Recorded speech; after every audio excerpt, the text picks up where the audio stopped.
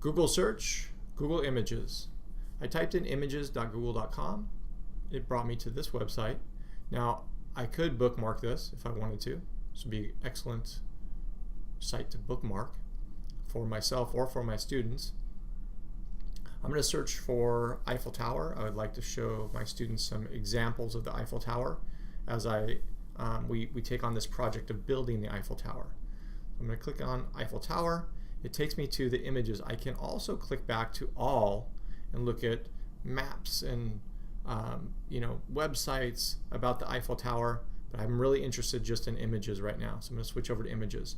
Notice there's other options here. Maybe I want to look at drawings and the actual, somebody drawing or laying out their version of it, or how to even draw. What about this? How to draw the Eiffel Tower. Kind of cool. Right, maybe I want to look at cartoons. Maybe I want to look at the design. And so I have a lot of options in images here where I can narrow my searches. Also under tools over here, I can look at the size. So I can look at an icon up to a larger image. I can look at color. So do I want it to be transparent background? Do I want it to be black and white, full color? Usage rights is very important. So how are we using this image? Do we need to provide attribution? Is it permissible for us to reuse it and even reuse it for commercial use?